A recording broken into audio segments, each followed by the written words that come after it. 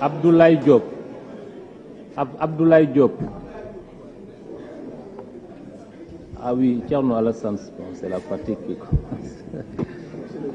C'est la... Non, je vous en prie. Merci. Monsieur le Président de l'Assemblée nationale, Messieurs les ministres, je n'avais pas prévu de prendre la parole pour ce deuxième tour, mais j'ai été pratiquement contraint par les propos du ministre en charge de la justice. De dire que ceux qui n'ont pas participé au dialogue ne sont pas dans la République. Monsieur le ministre, je n'ai pas participé au dialogue pour des raisons à la fois philosophiques, politiques et morales qui me sont propres, mais je suis dans la République. Et personne et rien ne doit vous permettre de nous juger parce que, en plusieurs circonstances ici et sur beaucoup de choses, on s'abstient d'émettre des jugements pour ne pas rajouter de l'huile sur le feu et pour défendre la République. Mais ce n'est pas parce qu'on n'a pas participé à un dialogue dont les conclusions étaient déjà arrêtées par des acteurs dans des dialogues antérieurs,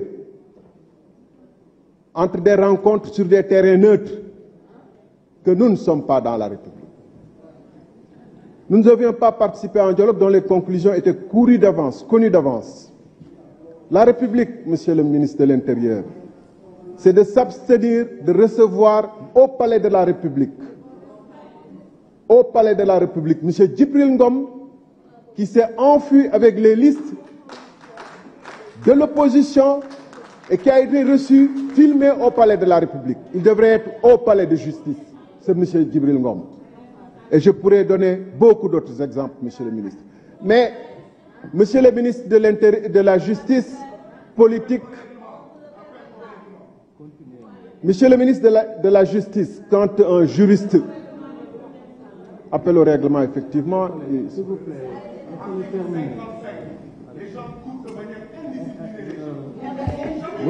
Chers collègues, vous n'avez pas la parole. Je ne vous ai pas donné la parole. Vous continuez. Ce n'est pas à lui de parler. Continuez, chers collègues. Continuez, chers collègues. Oui, je disais, Monsieur le ministre de la Justice, j'ai beaucoup...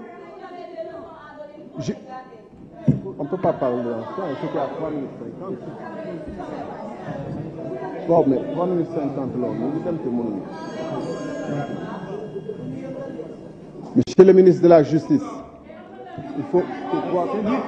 Vous continuez. Monsieur le ministre de la Justice, quand...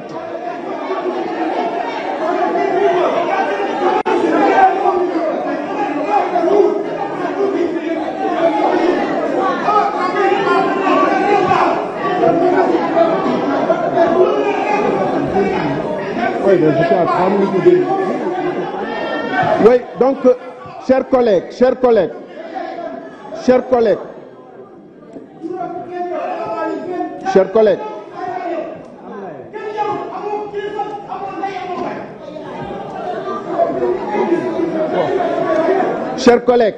un peu de...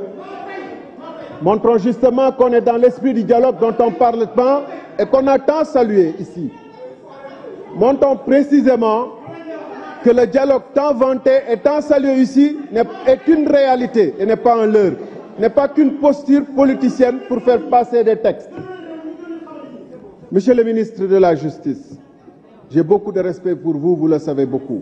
Mais je suis étonné quand un juriste dit, je ne sais pas si c'est le politique qui parle ou le juriste, que tous ceux qui sont en prison sont coupables. Alors qu'il y en a beaucoup qui ne sont pas encore jugés et qui sont dans les liens de la détention provisoire, dont le chauffeur de notre camarade, de notre collègue Djedjou, Bakary Djedjou, qui a été arrêté en même temps que le député Bakary Djedjou et qui est toujours en prison. Pourquoi Bakary Djedjou est-il libéré? On est dans la justice qu'on appelle comme le loup et l'agneau, parce que Bakary Djedjou est plus fort que son chauffeur. Est un député, son chauffeur, le pauvre chauffeur, ce n'est pas les mêmes lois qui s'appliquent sur lui. Voilà la justice. Tous ceux qui sont en prison et qui n'ont pas été condamnés définitivement sont supposés être innocents. C'est ça qu'on connaît. Par ailleurs, je ne crois pas que les révisions, le pouvoir de dissolution a été introduit en 1977. Peut-être c'est un lapsus. 67. Eh bien, elle était déjà dans la Constitution de 60, avec une révision du 12 novembre 61. Ensuite, dans la Constitution de 63, et vous-même, vous avez publié un article là-dessus dans un texte, dans un livre qui s'intitule « Les textes fondamentaux de la République du Sénégal » en sa page 60. Vous-même. 63 déjà, et 60, il y avait le pouvoir de dissolution. Et il y avait des verrous extrêmement importants. Pour que le pouvoir de dissolution puisse intervenir, il faut 2 motions de censure.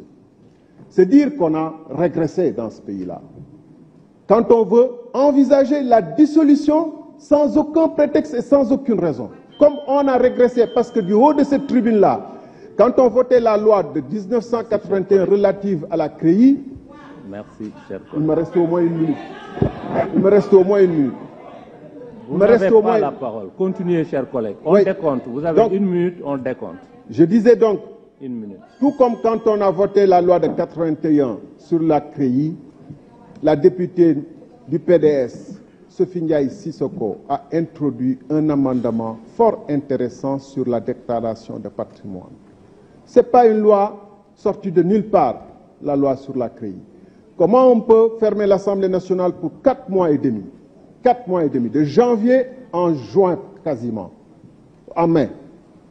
Et nous introduire en procédure d'urgence un texte qui, quoique important, qu'introduisant le pôle judiciaire financier qui est important, est une procédure est un texte qui n'a pas été discuté largement, alors même qu'il mérite de l'être. Je vous remercie.